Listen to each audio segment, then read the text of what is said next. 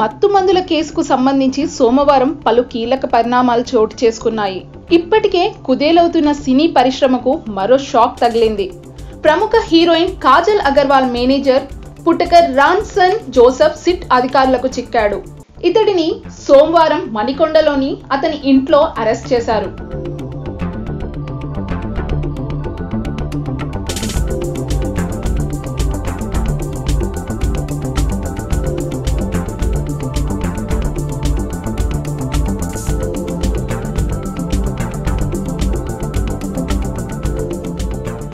దాంతో ఈ వ్యవహారంలో ఇప్పటి వరకు అరెస్ట్ అయిన వారి సంఖ్య 19కి చేరింది. అతడి నుంచి గంజాయిని స్వాధీనం చేసుకున్నారు. గతంలో మరో హీరోయిన్ లావణ్య త్రిపాఠికి కూడా మేనేజర్ గా వ్యవహరించిన జోసెఫ్ మత్తుమందుల వ్యవహారంలో కీలక వ్యక్తి అని భావిస్తున్నారు.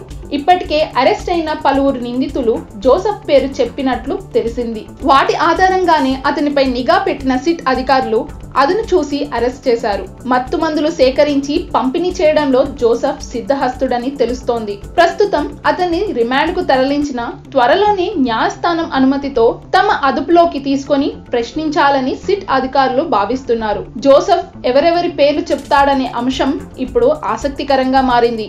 ఆర్ట్ డైరెక్టర్ ధర్మరావు అలియాస్ చిన్న సిట్ అధికారుల ఎదుట హాజరు కానున్నారు.